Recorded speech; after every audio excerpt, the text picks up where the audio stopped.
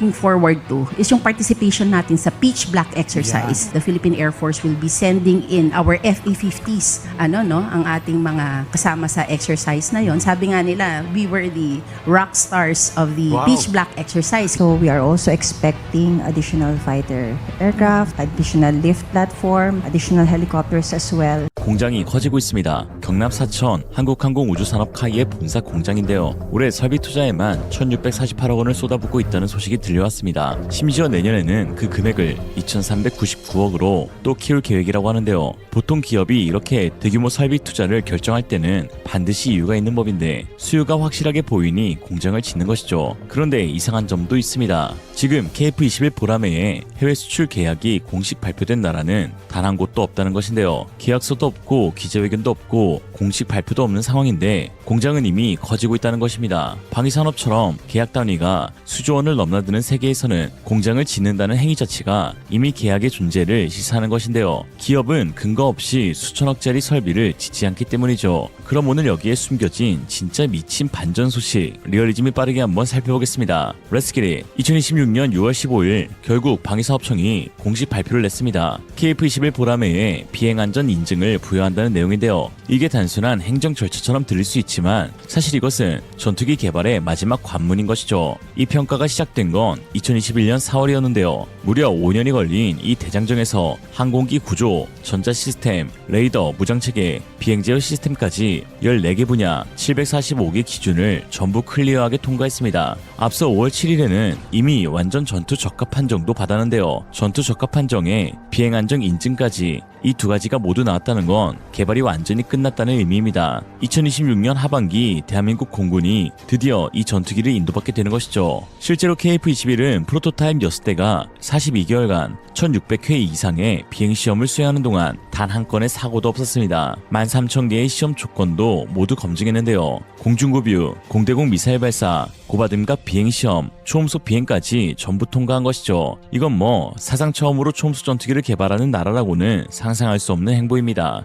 2001년 처음으로 차세대 전투기 국내 개발 계획을 선언했을 당시 대부분의 전문가들은 매우 회의적인 반응을 보였는데요. 전투기를 독자 개발할 수 있는 나라는 미국, 러시아, 프랑스, 영국, 중국, 스웨덴 정도뿐이었기 때문입니다. 그리고 대한민국이 그 명단에 들어갈 수 있을 거라고는 아무도 생각하지 않았죠. 그러나 그 선언으로부터 25년이 지난 지금 한국은 그 명단에 이름을 올렸고 심지어 타국의 전투기보다 훨씬 앞선 첨단 시스템들도 한껏 탑재했습니다. 사실 KF-21이 왜 대단한지를 이해하려면 숫자보다 맥락이 필요합니다. 최고 속도 마 1.81, 항속거리 2,900km, 탑재 중량 7.7톤인데요. 숫자만 봐서는 실감이 잘 안 난다면 이렇게 한번 생각해 볼 수 있습니다. 항속거리가 2,900km면 서울에서 떠서 인도양 한가운데까지 날아갈 수 있다는 것이고 마 1.81이면 서울에서 부산까지 20분이 채 안 걸리는 속도이죠. 탑재 중량 7.7톤이면 이 전투기 한 대가 중형 트럭 3대 분량의 무기를 싣고 나갈 수 있는 수준입니다. 가격도 빼놓을 수 없는데요. KF-21 예상 수출 단가는 대당 800억 원에서 950억 원 수준입니다. 미국 F-35가 대당 1,500억 안팎이니까 거의 절반에 가까운 수준이죠. 총 프로그램 코스트는 3분의 1 수준까지도 벌어집니다. KF-21이 이 가격에 준 5세대 전투기의 성능을 제공하니 분명 메리트가 충분한데 게다가 F-35는 또 돈만 있다고 살 수 있는 게 아니니 이 지점에서 바로 전세계 국방부 담당자들이 주목하는 이유인 것이죠. 그 중에서도 가장 충격적인 건 단연 한국형 A사 레이더입니다. 전투기의 눈이라고 불리는 핵심 장비인데요. 처음에 한국은 미국에 이 기술 이전을 요청했습니다만 미국은 팔 수도 없고 기술을 줄 수도 없다고 거절했죠. 그러자 한국은 직접 만들었습니다. 하나 시스템이 독자 개발에 나섰고 APY-016K라는 이름의 A사 레이더를 완성했는데요. 이 레이더는 200km 밖의 적기를 탐지하고 동시에 20개 표적을 추적할 수 있는데 거절당한 기술을 거절당한 나라가 스스로 만들어버린 것입니다. 지구상에서 자국 전투기를 처음부터 끝까지 독자 제작하고 핵심 레이더까지 직접 만들 수 있는 나라가 몇이나 될까요? 한국보다 먼저 전투기 개발을 시작한 인도는 LCA 테자스를 만들었지만 엔진과 주요 부품은 여전히 수입에 의존해오고 있고 일본은 F2를 만들었지만 미국 F-16을 기반으로 한 파생형일 뿐입니다.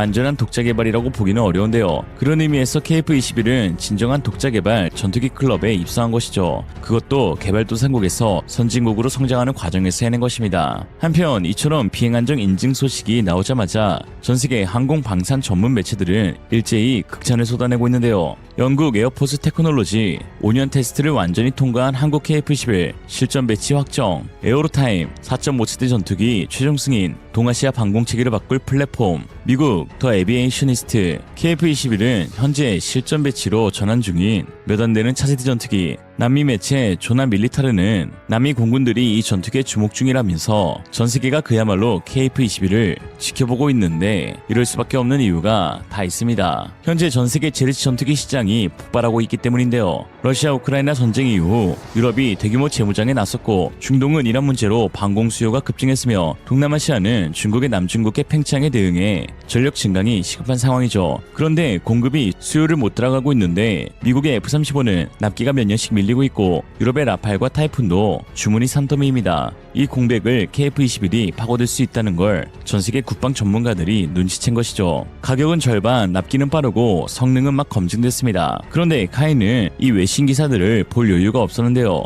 이미 공장을 짓고 있었으니까요. 다시 처음으로 돌아오겠습니다. 왜 카이는 계약도 없는데 공장을 키우고 있을까요? 카이 차재병 대표이사는 올해 경영 목표를 발표하면서 이렇게 밝혔습니다. KF-21 개발을 마무리하고 양산과 첫 수출을 성공적으로 추진하겠습니다. 첫 수출이라는 표현을 쓴 것인데요. 목표가 아니라 계획처럼 말하고 있는 것이죠. 카이의 2026년 수주 목표는 10조 4,383억 원입니다. 전년 대비 63% 증가한 수치인데요. 이 목표를 세우면서 KF-21 수출을 핵심 동력으로 명시한 것인데 기업이 이렇게 구체적인 수치를 공개하는 건 단순한 희망사항이 아닙니다. 이미 협상이 상당히 진행됐다는 신호인 것이죠. 업계 보도에 따르면 카이는 현재 KF-21 생산 라인을 T-50 고등훈련기 라인과 분리하는 방안을 구체적으로 검토하고 있는데 월 최대 3-4대의 KF-21을 생산할 수 있습니다. 그러나 수출 물량이 추가되면 이 속도로는 감당이 안 되는데요. 그래서 별도 라인을 구축하는 것이죠. 공장을 짓는데 최소 1년 이상 생산 라인을 안정하는데 또 시간이 필요합니다. 역산하면 카이는 이미 상당히 구체적인 수출 계획을 갖고 있다는 뜻인데요. 1648억, 다시 2399억, 이 숫자들은 희망이 아니라 확정된 수요를 보고 쓰는 것이죠. 이쯤 되면 다들 첫 수출국으로 같은 나라를 떠올리실 것입니다. 바로 인도네시아. KF-21 구 공동개발국으로 질기게 꼽살이 껴왔던 나라니까요. 그런데 카이의 올해 경영 전략 발표 문장 하나를 주목해야 합니다. 필리핀, UAE 등 첫 수출 성공에 집중하겠습니다. 인도네시아가 없는데요. 10년 넘게 공동 개발국이었음에도 없는 것이죠. 그리고 카이 관계자가 직접 밝힌 내용이 있습니다. 필리핀이 계약 체결 후 2027년에서 2029년 사이 KF-21 보람의 인도를 요청해달라는 것인데요. 2027년이면 지금으로부터 1년 뒤인 것이죠. 카이 대표의 발언, 수출 전략 문서, 현장 관계자 발언, 공장 증설, 이 4가지가 전부 같은 방향을 가리키고 있습니다. 그리고 그 방향의 끝에 필리핀이 있는데요. 왜 하필 필리핀인지를 이해하려면 지금 필리핀이 어떤 상황에 처해 있는지를 알아야 합니다. 우선 필리핀은 한국의 항공기를 꾸준히 써오고 있었습니다. 그것도 아주 잘 말이죠. 필리핀은 2014년부터 FA-50 경 공격기를 운용하고 있는데요. 같은 카이가 만든 훈련용 전투기로 유지보수 체계, 부품 공급망, 조종사 훈련 시스템이 이미 필리핀에 모두 구축화되어 있습니다. 즉 한국 전투기의 운용 노후화가 10년 넘게 쌓여있는 것인데 카이 박선희 국제사업 개발 담당은 필리핀 공군은 이미 FA-50을 운용하며 추가 주문도 했으며 그들의 실전 경험은 KF-21 구매에 강력한 레퍼런스가 된다 라고 말했습니다. 한국 전투기를 10년 타봤고 그 다음 단계를 달라고 하는 것인데요. 이보다 확실한 구매 신호는 없는 것이죠. 둘째는 남중국해입니다. 지금 필리핀이 처한 상황을 보면 KF-21 구매가 선택이 아닌 필수라는 걸 알 수 있는데 중국은 필리핀이 서필리핀해라고 부르는 해역에서 매일 필리핀 선박에 레이저를 겨누고 보급선을 막고 어민들을 내쫓으며 심지어 전투기까지 띄우는 만행을 저지르고 있습니다. 그런데 문제는 필리핀 공군에는 지금 제대로 된 전투기가 없다는 것이죠. 2005년에 F5를 퇴역시킨 후 20년간 공중전을 수행할 수 있는 전투기가 전무한 상태인데요. FA-50은 훈련기에서 파생된 경공격기라 고강도 공중전에는 한계가 있죠. 중국의 젠10, 젠11, 젠16을 상대하려면 KF-21급 전투기가 반드시 필요한 상황입니다. 마지막으로 가격과 공급 속도를 빼놓을 수 없는데요. KF-21 수출 단가는 대당 900억 수준으로 경쟁 기종보다 더 저렴하고 빠르게 받을 수 있는 것이죠. 더 결정적인 건 무장 호환성입니다. KF-21은 미국의 AIM-120D 미사일, 영국의 미티어, 독일의 아이리스티까지 전부 통합 운용이 가능한데요. 서방 진영과의 연합이 필수적인 필리핀 공군 입장에서는 이 호환성이 가장 절대적인 장점인 것이죠. 필리핀 최대 군사 매체 맥스 디펜스 역시 필리핀이 최소 FA-50 40대, KF-21 20대를 갖춰야 진정한 억지력을 가질 수 있다라고 했습니다. 이미 그림이 그려져 있는데 그 그림대로 움직이고 있는 것이죠. 그리고 바로 6월 18일 이 모든 것을 확인해주는 영상이 올라왔습니다. 필리핀 국영방송 PTV 필리핀의 공군 계획 프로그램 담당 부참모장 조이슬린 안티그 대령이 직접 출연해 이렇게 말했습니다. 조만간 더 많은 신형 전투기를 인도받을 예정이다. 추가 FA-50 블록 70일 수 있고 이후 계약이 체결되면 KF-21 전투기도 인도될 수 있다고 말이죠. 이어 곧 진행될 호주 필리핀 공군 연합훈련인 피치블랙에서의 FA-50의 활약을 예고하기도 했습니다. 필리핀은 지난해에도 FA-50을 직접 끌고 이 훈련에 참가했는데 결과는 어땠을까요? 다른 나라 군인들이 필리핀 중사들에게 붙여준 별명이 있는데 바로 피치블랙의 록스타였습니다. F-15, F-16, FA-18 유로파이터 타이푼 같은 최신의 전투기들을 상대하면서도 FA-50으로 훨씬 뛰어난 기량을 발휘했다는 것이죠. 그리고 이제 그 필리핀이 한 단계 위의 전투기를 달라고 손을 들었습니다. Then nagkaroon tayo ng mga balikatan exercises as we've heard, no? And something that we are looking forward to is yung participation natin sa Pitch Black exercise. This would be the second time that the Philippine Air Force will be sending in our FA-50s for actual training, no? The last time we sent our air assets there and our pilots was in 2024. At talagang nabilib sa atin ang ating mga ang ating mga kasama sa exercise na yon. Sabi nga nila, we were the rock stars of the Pitch Black exercise. Kasi biruin nyo, no? Tinapat tayo sa napaka-advanced na mga aircraft, na mga fighter jets. And yet, talagang nag-thrive ang ating mga piloto. So makikita na Colonel Basco, we received new helicopters. Meron po tayong mga new radars. May mga flight simulators po tayo na nagtutulong sa training ng ating mga piloto. So we are also expecting additional fighter aircraft, additional lift platforms, additional helicopters as well. 상황이 이렇게 되자 인도네시아 입장은 매우 난처해졌는데요. 당초 KF-21 16대를 누구보다도 빠르게 인도받아 필리핀을 제치고 동남아 맹주 자리를 지키겠다는 인니의 계획은 물거품이 되고 있는 것인데 거기다 인도받기로 했던 KF-21 역시 양상형 전투기가 아닌 테스트용으로 개발된 시제 5형이며 그마저도 인니가 원했던 복제형을 받을 수 없는 것으로 확정되었죠. 반면 필리핀은 어떻습니까? 공동개발 파트너도 아니었는데요. 기술이전 협약도 없었고 개발비를 낸 적도 없는 것이죠. 그냥 성실히 그동안 한국 무기를 수입해서 연체 없이 잘 계약금을 지불하고 그렇게 FA-50을 사서 10년 동안 운용해왔습니다. 그리고 다음 단계로 KF-21도 줄 수 있냐고 요청했고 빠르면 2027년부터 새 양산기를 받기로 한 것이죠. 같이 만들겠다고 나댄 인도네시아는 고작 중고 미완성 시제기 한 대를 받게 되니 인도네시아에게는 굴욕도 이런 굴욕이 없습니다. 지금 이 이야기는 단순히 전투기 한 대의 수출 이야기가 아닙니다. 1970년대 M16 소총을 면허 생산하던 나라가 2000년대 독자 개발 초음속 전투기를 수출했다는 나라가 되었다는 사실은 지금 대한민국 방위산업이 몰라보게 성장했다는 것을 의미합니다. 이에 서울시 용산구 동자동에 거주 중인 김철근 씨는 다음과 같이 말했는데요. 같은 동아시아라에서 중국과 한국이 같지 않듯 같은 동남아라에서 인니와 필리핀이 같지 않다. 나는 망고도 필리핀 것만 먹는다. 인도네시아는 당초 계획했던 KF-21에 현지 공동 생산을 진행하지 않으며 오직 한국 카이가 생산한 완제품 기체를 직접 구매하는 방식으로 선회했습니다.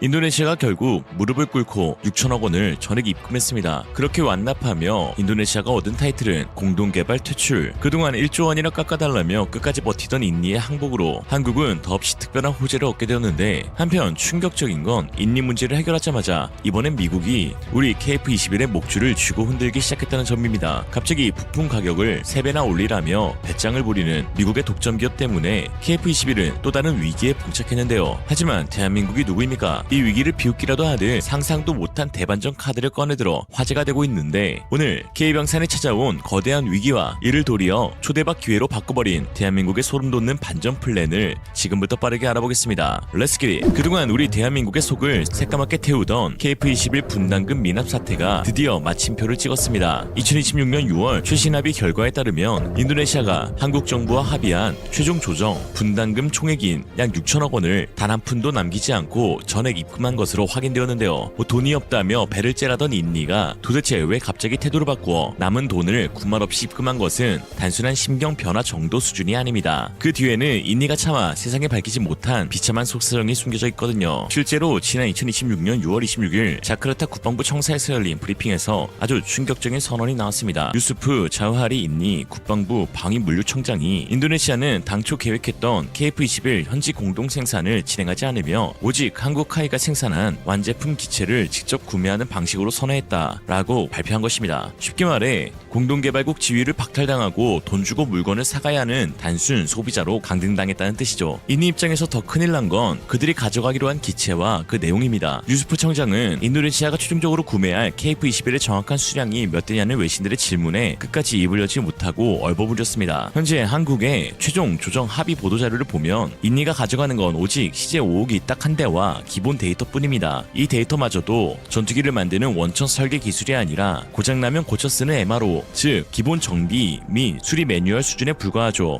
한국과의 협상에서 간을 보던 인니의 결말이 결국 6천억 원의 핵심 기술은 구경도 못한 채 자국 엔지니어들이 10년간 구경했음 청년이 된 것입니다. 인니 입장에선 매우 굴욕적인데 그럼 인니는 뭐 좋다고 여기에 도장을 찍었을까요? 인도네시아가 남은 돈을 내지 않아 한국이 계약 위반을 이유로 완전히 판을 깨버린다면 인도네시아가 이미 낸 약 5천억 원은 한국이 돌려줄 법적 의무가 없습니다. 따라서 인도네시아는 남은 1,000억 정도를 내더라도 시기를 받아와 들끓는 국민들의 화를 식혀줄 필요성이 있었던 거죠. 특히 인도네시아의 먹튀가 만약 확정되면 국제중재재판에 회부되어 현재 진행 중인 무기 거래에 대한 차관이 승인되지 않거나 막대한 이자 폭등을 받게 될 수 있습니다. 한편 이런 상황 가운데 가장 통쾌한 건 그들이 한국을 배신하고 선택했던 프랑스산 라팔이 오히려 지금 인니의 목을 죄어오고 있다는 것인데요. 인니는 그동안 라팔 도입을 가지고 한국과의 협상력을 올리는 수단으로 사용했습니다. 실제로 프랑스 정부도 라팔을 구매하면 기술 이전을 100% 해주겠다며 유혹하였죠. 그러나 현실은 냉혹했는데요. 2026년 초 프랑스 다소사는 정부의 정책과 상관없이 라팔의 임무 컴퓨터와 A사 레이더의 핵심 코드는 절대 넘겨주지 않겠다는 선언을 했습니다. 그리고 실제로 벌써 인도와의 계약이 어긋나기도 했죠. 인도는 지금도 62대의 라팔을 운용 중이고 앞으로 공군용 114대, 해군용 31대를 추가 구매할 국가인데 이런 인도한테도 안 주는 핵심 기술을 고작 6대 도입한 인니에게 줄 리가 없겠죠. 결국 그렇게 간만 보던 간도네시아는 KF-21마저 개발에서 퇴출되며 전투기 자체 개발의 꿈은 완벽하게 물 건너갔습니다. 심지어 이게 끝이 아니라 진짜 비극은 이제부터인데요. 과도한 라팔 쇼핑의 대가는 인니의 국가 지정 파탄으로 이어졌습니다. 최신 보도에 따르면 인니 국방부는 라팔 추가 옵션 계약을 전면 재검토하며 사실상 동결을 선언했습니다. 현재 싱크탱크인 랩45의 크리스티안 군투르 레방 수석 연구원은 AFP 외신 인터뷰에서 라팔 대금을 대기 위해 국가 비상 기금까지 끌어다 써야 하는 매우 이상한 상태라고 돌직구를 날렸습니다. 여기에 싱가포르 RSIS 리포트가 폭로한 루피아화 가치 폭락과 국방 예상 16% 강제 삭감까지 겹치며 인니의 돈은 완전히 말라버렸죠. 이에 라팔 추가 구매는커녕 현재 보유한 전투기들마저 폐기 처분이 될 가능성이 높은데요. 현재 인니 공군은 전세계 온갖 전투기가 뒤섞인 악명 높은 잡탕 구조입니다. 미국산 F-16부터 러시아산 소위, 프랑스산 라팔, 한국산 F-50, 영국산 호크까지 한 지붕 아래 굴리고 있죠. 이 때문에 무기 호환이 전혀 안되고 부품 보급과 정비가 지옥 수준이라 인니 하원 청문회 등에서 추정하는 공군 전체 가동률은 40% 안팎, 즉 비행기 2대 중 1대는 뜨지도 못하는 참상이 벌어지고 있습니다. 이 비참한 꼴을 보며 전세계 방산 매체들은 인니를 완벽하게 끊어낸 대한민국의 대처가 오히려 KF-21에 진짜 날개를 달아줬다며 찬사를 보내기 시작했는데요. 아시아 국방 전문 매체 디펜스 시큐리티 아시아는 한국이 인도네시아와의 지루한 미납 갈등을 끝내고 완제품 수출 협상으로 전환한 것을 KF-21을 글로벌 방산 시장에 연착륙시키기 위한 가장 중대한 전환점이라고 분석했습니다. 인니가 공동개발국이 아닌 완제품 구매로 선회하면서 KF-21이 국제적 신뢰도를 갖춘 수출형 전투기라는 강력한 타이틀을 공짜로 얻게 되었다는 평가이죠. 한마디로 핵심 기술은 완벽히 차단하고 신뢰와 명분은 모두 챙겼다. 이 완벽한 승리 앞에서 그동안 한국만 까던 인니 국민들 역시 마침내 빨간 약을 먹게 되었는데요. 한 인니 네티즌은 결국 KF-21 보라매의 글로벌 공급망에 참여하겠다는 꿈은 물거품이 되었다. 이 모든 것이 정권의 폐해다. 우리는 그저 단순한 최종 구매자의 위치로 돌아왔을 뿐이다 라며 탄식하고 있습니다. 한편 한편 이렇게 인니가 나가리 되자 기다렸다는 듯이 나 한국 가리를 외친 국가가 있는데요. 바로 필리핀입니다. 지난 25일 외신은 필리핀 정부가 호라이즌 3단계 사업에서 대한민국의 KF-21 20대 도입을 최우선으로 전격 추진하고 있다고 일제히 보도했습니다. 실제로 필리핀은 한국에 먼저 2027년 당장 내년까지 첫 번째 양산기를 조기 인도해줄 수 있느냐며 다급하게 역제안을 던졌으며 카이의 김종철 사장은 공식 기자간담회에서 이례적으로 수출 다각화의 첫 단추로 필리핀 시장을 공략하고 있다라고 언급했죠. 이런 필리핀의 수출 언급이 사실 너무 빠르게 느껴지는 것도 사실인데 이는 인니 손절 영향이 매우 컸습니다. 그동안 한국 정부와 수출입은행은 신용도가 낮은 인도네시아 때문에 막대한 방산금융 차관 지원 여력을 분산시켜야만 했는데요. 하지만 골칫덩이 인니를 말끔하게 떨궈내면서 그 모든 금융 지원 자금과 국가 차관 여력을 오로지 필리핀 한 곳에 집중할 수 있게 되었습니다. 덕분에 필리핀은 재정적 부담을 획기적으로 내려놓으며 초고속 도입을 결정할 수 있었던 것이죠. 사업을 끝까지 방해하려던 인니에게 이보다 더 통쾌한 복수가 있을까요? 사실 KF-21의 모든 위기가 해결된 것은 아닙니다. 그러나 기억해야 할 건 한국은 언제나 위기를 기회로 바꾸는 특별한 DNA가 있다는 것이죠. 최근 보도된 KF-21 캐노피 관련 뉴스는 그야말로 충격적이었습니다. KF-21의 캐노피를 독점 공급하는 미국의 방산기업 텍스타즈가 지난 5월 한국 정부에 황당한 공식 서한을 보내왔는데요. 캐노피 가격을 기존보다 무려 3배 이상 올려주고 심지어 미국 본사 생산시설 투자비까지 한국 돈으로 대달라는 무리한 요구였습니다. 만약 이 요구 조건을 맞춰주지 않으면 향후 후속 양산 물량에 부품을 공급하지 않겠다며 배짱 협박을 가했죠. 자칫 잘못하면 우리 손으로 만든 전투기가 창문도 없이 개발될 처지에 놓였습니다. 만약 이 미국의 갑질 요구를 그대로 들어주게 되면 안 그래도 예산 압박을 받고 있는 KF-21 사업에 최대 620억 원 규모 생돈이 추가로 들어가야 하죠. 이때 한국은 놀라운 결심을 하게 되는데요. 이참에 미국 업체에 영원히 휘둘리지 않도록 약 200억 원의 예산을 즉시 편성하여 캐노피를 우리 기술로 직접 만드는 국산화 개발을 추진하겠다고 선포한 것입니다. 다 좋은데 과연 고작 200억으로 캐노피를 만드는 게 가능할까요? 캐노피는 단순한 유리창이 아닙니다. 시속 수백 킬로미터로 날아가는 전투기에 새가 부딪히는 버드 스트라이크가 발생해도 견뎌야 하고 초음속 비행 시 발생하는 마찰열과 고고도의 영하 수십도 극저온을 동시에 견뎌야 하며 조종사의 시야에 단 0.1mm의 굴절이나 왜곡도 없어야 합니다. 무엇보다 핵심은 스텔스 기능인데 적의 레이더 전파가 조종석 내부로 들어오는 것을 막기 위해 유리의 특수 레이더 흡수 물질인 RAM 코팅을 입혀야 하는 전세계 최고 난이도의 정밀 소재 기술입니다. 텍스타즈는 바로 이 독점적 지위를 믿고 갑질을 부린 것이죠. 그러나 사실 놀랍게도 설계 기술은 우리 한국이 이미 100% 보유하고 있습니다. 지난 2017년 카이가 텍스타즈와 계약을 맺을 때부터 공동 개발로 카이 밑으로 들어온 거기 때문에 KF-21 전용 캐노피의 도면과 설계 데이터는 한국 측이 가지고 있죠. 실제로 KF-21 저피탐 스텔스 캐노피 형상 설계 기술은 우리 카이 연구원들이 주도하여 개발한 공로를 인정받아 국내 최고 권위인 IR52 장영실 상까지 수상했습니다. 진짜 문제는 설계가 아니라 소재인데 사실 이 분야는 한국이 세계 원탑입니다. 그래서 단 200억의 개발비가 책정된 것이죠. 캐노피에서 가장 중요한 전기가 통하면서도 완벽하게 투명해야 하고 햇빛 반사도 막을 수 있는 것이 다층 방막 나노 코팅 기술인데 한국이 매일 스마트폰과 TV의 디스플레이를 수천만 대씩 찍어내며 인프라를 지배하고 있는 영역입니다. 대형 곡면 유리에 이를 적용하는 제어 기술과 미세 공정 장비의 세대 자체가 우리가 훨씬 최신형이죠. 미국 테스타즈 같은 전통 방산 하청 업체들은 의외로 수십 년 된 노후 설비에서 숙련공들의 경험이라는 아날로그에 의존하고 있는데요. 그래서 이번에 우리에게 공장 투자비까지 달라고 구걸한 이유가 이 때문이죠. 한국 전투기지만 해외 갑질로 뜨지 못할 수도 있다는 위기, 그리고 그것을 해결할 역설계 성공의 서사는 이미 우리 식탁에서도 증명된 바 있습니다. 바로 한국인의 혼이자 상징이라 할 수 있는 김치인데요. 기업에서 김치를 대량 생산할 때 가장 필요한 발효 종균을 그동안 한국은 미국 듀폰사에 비싼 로열티를 주고 사왔던 황당한 역사가 있었습니다. 캐노피처럼 듀폰사가 종균 배양 기술을 독점했기 때문이죠. 하지만 정부 주도로 연구를 거듭한 끝에 우리 고유의 맞춤형 국산 종균 개발에 완전히 성공했고 오히려 더 뛰어난 제품을 개발했는데 시간별 발효 속도를 제어할 수 있어 글로벌 현지 유통기한을 획기적으로 늘리는 대반전 수출 초대박을 터뜨리게 되었죠. KF-21 역시 과거 미국이 핵심 기술을 안 준다고 목리를 부려 독자 개발했던 에이사 레이더는 현재 유럽 이탈리아의 레오나르도사와 남아공의 대형 무인기 밀코르 380에 수출되는 기적을 만들어내고 있습니다. 캐노피 역시 똑같은 길을 걷게 될 것인데 한국의 최첨단 스마트 팩토리 공정으로 불량률 0%에 가까운 투명 스텔스 캐노피를 미국보다 훨씬 저렴한 가격에 시장에 풀어놓으면 미 공군이 역으로 우리 기업에 캐노피를 주문하는 기현상이 벌어지게 될 것입니다. 한국은 늘 항상 그랬듯 위기를 기회로 만들어왔으니까요. 오늘의 한 줄 평, 한국 연구진들에게 KF-21의 위기란 그저 성과급 캐스트일 뿐. The Bottom Eye was originally called too ambitious for its own good. Today it's recognized as an extremely well-developed aircraft with the potential to conquer the international defense market, proving once and for all that slow and steady does win the race. 대한민국이 독자 개발한 4.5세대 초음수 전투기 KF-21 보람의 양산 1호기가 출고된 지 어느덧 4개월이 지났고 이제 앞으로 2개월 뒤면 실제 하늘을 지키게 될 KF-21을 만나게 되는데요. 불과 얼마 전까지만 해도 이 전투기를 바라보는 시선은 지금과 상당히 달랐습니다. 개발 기간만 10년, 막대한 비용이 투입되는 대형 사업이었던 만큼 과연 대한민국이 자체 기술로 전투기를 완성할 수 있을지에 대한 의문도 적지 않았죠. 일부에서는 결국 예산만 투입되고 성과를 내기 어려운 사업으로 끝날 것이라는 평가까지 나왔는데요.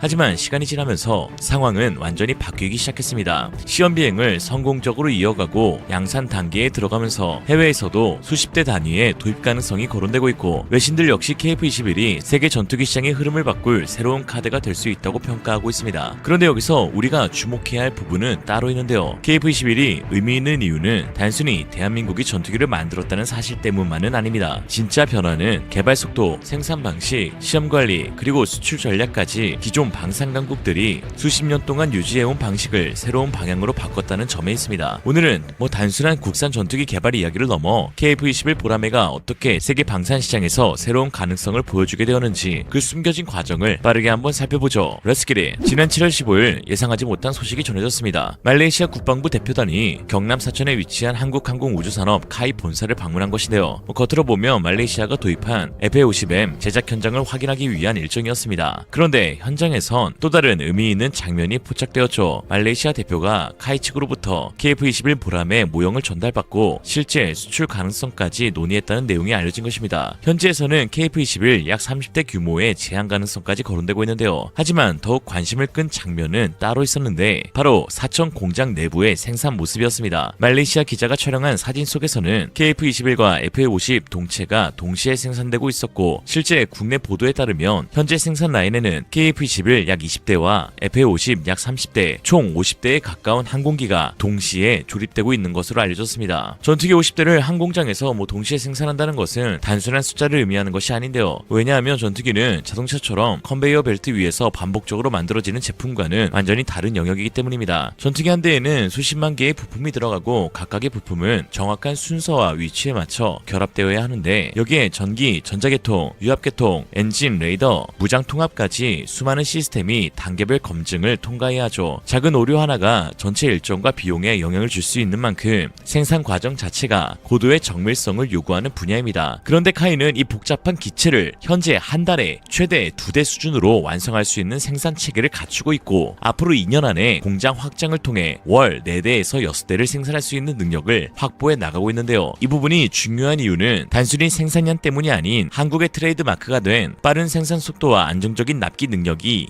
앞으로 KF-21에서도 강력한 경쟁력으로 자리 잡을 수 있기 때문입니다. 결국 한국은 좋은 전투기를 만드는 것을 넘어 필요한 시기에 공급할 수 있는 세계 유일의 생산 체계를 함께 만들어가고 있다는 것입니다. 사실 전투기 개발 과정에서 일정 지연은 매우 흔하게 발생합니다. 몇 년 정도 늦어지는 것은 물론이고 예산이 처음 계획보다 증가하거나 시험 과정에서 발견된 문제 때문에 설계를 아예 다시 수정하는 경우도 많은데요. 그런데 KF-21은 개발 과정에서 전 세계 여느 전투기와는 완전 다른 모습을 보여주었습니다. KF-21은 6대의 비행 시제기와 2대의 구조 시험용 기체를 투입해 총 1600회가 넘는 비행 시험을 진행하면서 검증 과정을 이어가는데요. 초음속 돌파부터 고고도와 저고도 비행, 급기동, 공중 급유, A사 레이더 연동, 공대공 미사일 발사, 야간 비행, 악천후 시험까지 시제기 6대가 너덜해질 정도로 다양한 환경에서 성능을 확인했는데요. 전투기 시험 과정은 완벽한 기체를 확인하는 과정이 아니라 문제를 찾아내고 개선하는 과정이라고 볼 수 있습니다. 그만큼 예상하지 못한 변수와 위험 요소가 존재하는 단계라는 의미죠. 하지만 KF-21은 이러한 과정에서도 시제기 추락이나 중대한 기체 손실은 물론 설계 변경이나 구조적 문제점이 전혀 드러나지 않았고 완벽한 무사고 비행을 끝냈습니다. 심지어 시험 일정은 계획보다 2개월이나 앞당겨 완료되었는데요. 세계 최고 수준의 항공기업들도 소프트웨어 오류, 진동 문제, 센서 통합 실패 등으로 수년씩 일정이 늦어지는 경우가 있습니다. 그런데 KF-21은 오히려 목표보다 빠르게 시험 과정을 진행하면서 개발 관리 능력까지 보여준 것이죠. 그리고 이 결과를 만들어낸 핵심은 단순히 비행 기술만이 아니었는데 그 배경에는 비행장이 아닌 컴퓨터 안에서 먼저 시작된 새로운 개발 방식이 자리 잡고 있었습니다. 그게 진짜 반전이죠. 개발 시간 10년이라는 제한된 시간 안에 복잡한 전투기를 완성하기 위해서는 설계, 생산, 시험 과정을 얼마나 효율적으로 연결하느냐가 핵심이었는데요. 전 세계 그 누구도 시도하지 않은 새로운 방식이었던 3D 디지털 엔지니어링이 있었습니다. 2017년 카이는 디지털 엔지니어링 전담 조직을 만들었습니다. 이 결정이 중요했던 이유는 기존 전투기 개발 방식이 가지고 있던 구조적인 한계 때문인데요. 기존 방식에는 설계팀, 생산팀, 시험팀이 각각 다른 도면과 데이터를 기반으로 업무를 진행하는 경우가 많았습니다. 설계 변경 내용이 생산 현장에 늦게 전달되거나 시험팀이 이전 버전의 소프트웨어를 기준으로 검증하는 문제가 발생하기도 했죠. 결국 마지막 조립 단계에서 문제가 발견되면 다시 설계를 수정하고 생산 과정을 조정해야 하는 상황으로 이어집니다. 그게 또 엄청 시간을 지연시키죠. 특히 10년이라는 말도 안 되는 짧은 기간 안에 KF-21 개발을 완료해야 했던 카이에게는 이런 반복적인 시행착오를 줄이는 것이 매우 중요한 과제였는데요. 그래서 카이는 기존의 개발 흐름 자체를 그냥 완전히 바꾸기로 결정했습니다. 필요한 모든 데이터를 단 하나의 디지털 고리로 연결하는 디지털 스레드를 구축한 것인데요.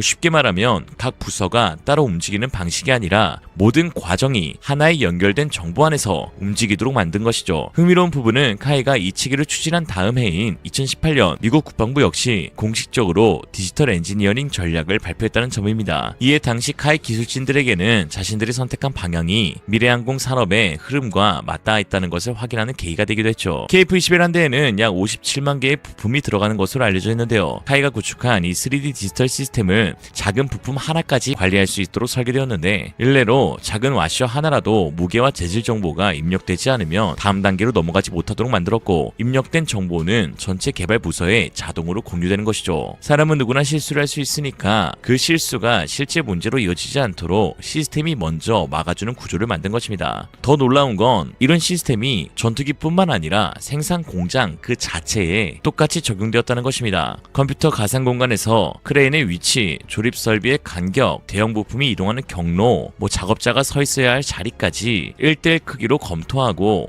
배치했죠. 이러한 미친 시스템으로 완성된 KF-21의 안전성은 실제 하늘에서 진행된 시험 과정에서 결과로 나타나게 됩니다. 카이의 주영친 디지털 팀장은 KF-21 시제기 1호기가 첫 비행에 나설 때부터 100% 성공할 것이란 자신감이 있었다고 밝혔죠. 이에 F-22와 F-35 제조사로 알려진 미국 로키드 마틴 역시 지난 2023년과 2025년 두 차례에 열린 디지털 기술 교류회에서 KF-21의 3D 디지털 시스템을 확인한 뒤 이게 진짜 실제 개발 사업에 적용된 것이 맞는지 여러 차례 되물으면서 아직 자기들도 완전히 구현하지 못한 부분이라며 놀라워했다고 전했습니다. 이러한 소식에 현재 해외 160만 분석 유튜버인 메가 프로젝트에서는 KF-21이 미국이나 유럽의 항공 선진국에서도 유례를 찾기 힘든 기록을 세우고 있다고 분석하면서 특히 틈새 시장을 공략하기 위해 시작된 KF-21이 이제는 현대 전투기 시장의 주류로 성장할 가능성을 보여주고 있다고 평가했습니다. 이 보라매 프로젝트는 처음에는 분수에 맞지 않는 지나치게 야심찬 사업이라 불렸습니다. 하지만 오늘날 이 전투기는 극도로 잘 개발된 기체이자 국제 방산 시장을 석권할 잠재력을 갖춘 기체로 인정받고 있으며 느려도 꾸준한 자가 결국 승리한다는 진리를 다시 한번 입증했습니다. KF-21 사업은 2010년 4가지 주요 목표를 가지고 공식 스타트를 끊었습니다.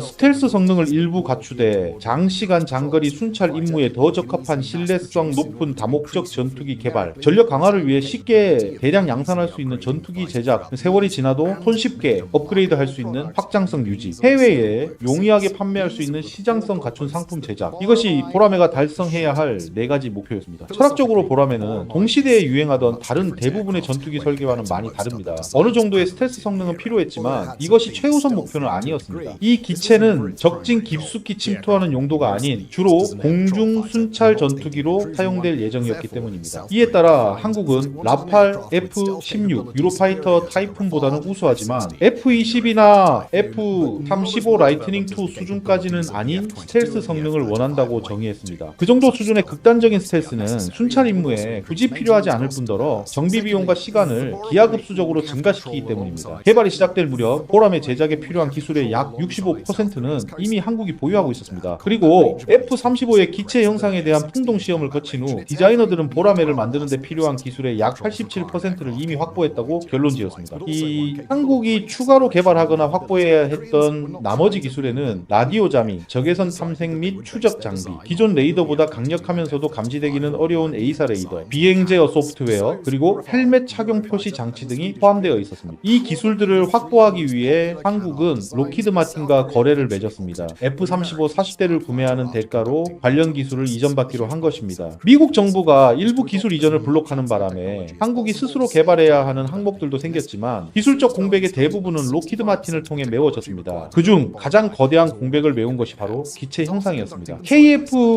KF-21과 F-22를 나란히 놓아두면 두 전투기가 놀라울 정도로 닮았다는 것을 눈치채실 겁니다. 여기에는 다 이유가 있습니다. 보라매는 크기 면에서는 F-35에 더 가깝지만 그 외형은 F-22, 더 정확히는 향후 F-22로 발전하게 되는 YF-22 프로토타입과 훨씬 비슷합니다. 그 이유는 F-22와의 요구 조건 공통성 때문입니다. 두 전투기 모두 쌍발 엔진을 탑재하고 높은 기동성과 낮은 레이더 반사 면적을 요구합니다. 이 F-22가 모든 면에서 뛰어난 성능을 발휘했기 때문에 이를 벤치마킹하는 것은 지극히 자연스러운 일이었던 것입니다. 물리학의 법칙은 한계가 정해져 있고 수많은 복합적 기능을 가장 효과적으로 통합하는 디자인은 언제나 하나로 수렴하기 마련입니다. 이러한 특정 요구 조건을 충족하는 데 있어 F-22는 항공기 설계의 정점이었습니다. 한국 엔지니어들도 같은 결론에 도달했고 로키드 마틴의 기술 지원을 받으며 매우 유사한 전투기를 설계했습니다. 두 플랫폼 모두 적의 레이더파를 굴절시키도록 기울어진 수직 이착륙 경사 안테나, 수직 꼬리 날개를 갖추고 있으며 날개와 동체가 일체화된 블렌디드 윙바디 형상도 거의 동일합니다. 하지만 대부분의 사람들이 두 기체의 연관성을 확실히 느끼는 부분은 바로 공기 흡입구입니다. 보라매와 랩터는 모두 다이버 터리스 초음속 공기 흡입구를 사용하는데 이는 F-35에서도 볼 수 있는 구조입니다. 엔지니어들이 이 기술을 적용한 데는 두 가지 이유가 있습니다. 첫째로 DSI 공기 흡입구는 공기 역학적 손실 없이 엔진에 안정적인 공기를 공급하는 데 매우 유리합니다. 항공기가 공기 중을 고속으로 이동할 때 동체 표면을 따라 소위 경계층이라 불리는 공기층이 형성됩니다. 항공기가 빨라질수록 이 경계층은 더 두꺼워집니다. 이 두꺼워진 경계층 공기가 공기 흡입구로 그대로 들어가면 기류 난류 및 기체 난류 왜곡을 일으킵니다. 이 문제를 해결하기 위해 기존 흡입구들은 빨아들여 배출하는 흡입 시스템을 쓰거나 흡입구와 동체 사이에 금속 플레이트를 세워 경계층 공기의 유입을 막았습니다. 하지만 두 방법 모두 무겁고 스플리터 플레이트는 공기 역학적으로도 불리한 선택입니다. 경계층 문제 외에 초음속 항공기가 직면하는 두 번째 거대한 난관은 바로 동압입니다. 고속 비행 시 흡입구는 공기를 압축해야 하는데 형상을 통해 충격파를 발생시켜 이를 수행합니다. F-22와 KF-21 보라매 DSI 공기 흡입구는 동체 숄더 부분에 고정되어 있으며 흡입구 상단 모서리가 초음속 비행 시 적절한 공기 압력을 유지해주는 충격파를 생성합니다. 경계층 처리와 관련해 두 전투기의 공기 흡입구는 동체 사이에 약간의 미세한 간격을 두고 있습니다. 이를 경계층 분리기 또는 스플리터 갭이라고 부릅니다. 이 간격을 통해 경계층 공기는 흡입구로 들어가지 않고 그대로 통과하며 압력 조절 메커니즘과 결합되어 쌍발 엔진 내부의 공기압을 최적화합니다. 덕분에 F-22는 마하 2.25의 최고 속도에 도달할 수 있으며 KF-21은 이보다 약간 느릴 뿐입니다. 무겁고 공기 역학적으로 최적화되지 않은 전통적인 흡입구로는 결코 달성할 수 없는 성능입니다. 이러한 공기 흡입구 형상에는 두 번째 목적이 있는데 바로 스텔스입니다. 이 형상은 레이더에 엔진 팬 블레이드가 노출되는 것을 줄여주는데 이는 F-22 설계 단계에서 극도로 중요했던 요소이며 KF-21에서도 동일하게 유지되었습니다. 보라매와 랩터의 공기 흡입구, 테두리, 날개, 꼬리 날개, 노즐 가장자리는 모두 후퇴각을 가지고 있습니다. 표면의 각도가 이토록 중요한 이유는 이 부분들이 레이더파를 송신기로 다시 반사할 가능성이 가장 높기 때문입니다. 하지만 일정한 각도 덕분에 레이더파는 수신기 반대 방향으로 산란됩니다. 그리고 모든 주요 표면이 동일한 입사각을 갖기 때문에 레이더 탐지 피크가 매우 특정 방향으로만 집중되어 전반적인 레이더 반사 면적의 피 탐지율을 크게 낮춰줍니다. 공기 흡입구 외에도 보라매는 어디서부터 날개이고 어디서부터 동체인지 구분하기 힘든 통합형 날개, 동체 구조를 사용하며 조종석과 배기 노즐의 유선형 처리를 통해 레이더 신호를 최소화했습니다.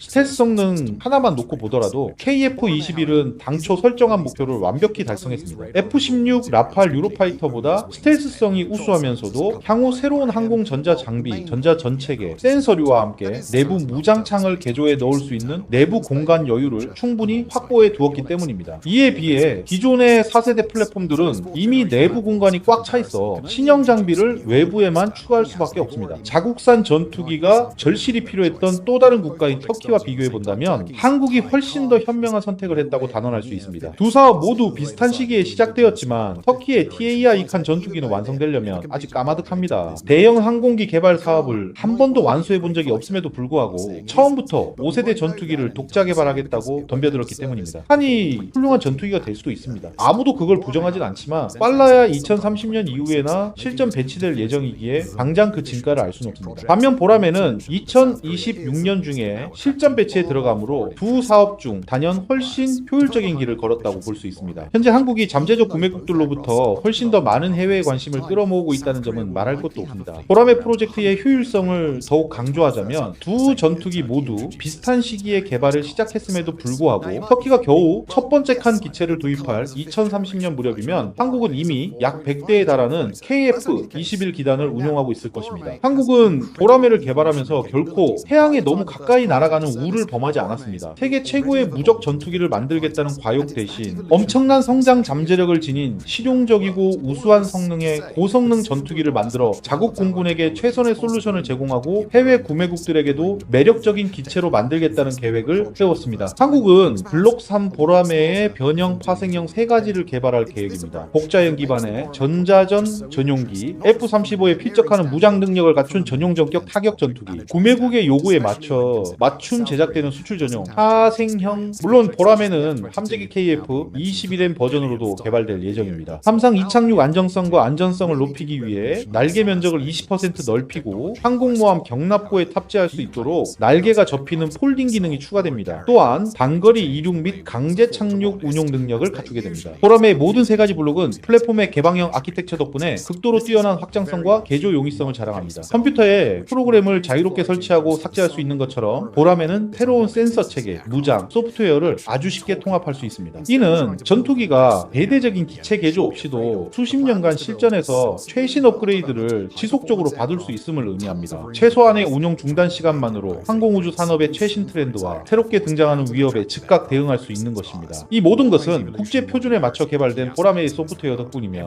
구매국들은 거대한 시스템 변경 없이도 자국의 고유 시스템과 무장을 손쉽게 통합할 수 있습니다. 폐쇄형 아키텍처를 고수하는 대부분의 경쟁 기종들과 달리 보라매는 비나토 및 비한국산 부품과 완벽하게 호환되는 몇 안 되는 나토 우방국 전투기가 될 것입니다. 이로써 보라매는 지속적으로 진화하며 세대를 뛰어넘는 전투기가 될 뿐만 아니라 과도한 재프로그래밍 없이 부품 하나를 빼서 다른 부품으로 교체할 수 있는 유연성을 갖추게 됩니다. 또한 다른 경쟁 플랫폼들과 비교했을 때 비행 유지비가 극도로 저렴합니다. 미국 미 의회 예산처에 따르면 F-35를 1시간 비행하는 데 드는 비용은 운용 및 지원 비용을 포함해 약 5만 달러, 약 6,800만 원에 달합니다. 이마저도 과거엔 훨씬 높았다가 최근에야 겨우 안정을 찾은 수치입니다. F-16은 미국 납세자들에게 비행시간당 약 25,000달러의 부담을 주며 F-22는 비행시간당 무려 10만 달러, 약 1억 3,500만 원에 육박합니다. 반면 주요 방산 및 민항기 개발사들과 협력하는 항공우주 컨설턴트 리차드 아블라피아에 따르면 보라매의 시간당 운용 비용은 2만 달러, 약 2,700만 원을 넘지 않을 것으로 전망됩니다. 이는 비행시간당 약 6만 달러가 드는 다국적 유럽 전투기 유로파이터 타이푼보다 훨씬 저렴한 운용 비용으로 더 우수한 다목적 전투기 역할을 수행할 수 있음을 의미합니다. 이러한 모듈식 설계와 가능한 한 많은 기술을 수입해 활용하겠다는 한국의 명석한 결정 덕분에 한국항공우주산업 KIA 이는 단 2년 만에 지상 시험용 2대를 포함한 총 8대의 시제기를 출고하여 테스트에 투입할 수 있었습니다. 보라매의 6대 비행 시제기들은 첫 양상기가 실전 배치될 때까지 총 2200회의 비행시험을 완료하게 됩니다. 이 비행시험들은 저속 저고도 비행부터 초음속 비행, 야간 비행, 공중급유, 무장발사, 고공격각 비행, 편대 비행, 그리고 폭우와 빙결 조건이 포함된 극단적 환경 테스트에 이르기까지 폭넓게 진행되었습니다. 녹음 시점을 기준으로 이 시제기들은 단 한 건의 사고나 인시던트 없이 1600회 이상의 비행시험을 돌파했습니다. 이는 항공 역사상 극히 드물고 사실상 유례를 찾기 힘든 대기록입니다. 아무리 뛰어난 설계를 할지라도 테스트 과정에서 최소한 한 번쯤은 기술적 문제나 걸림돌에 부딪히기 마련이며 그것이 바로 테스트를 진행하는 목적이기도 합니다. 그러나 보라매는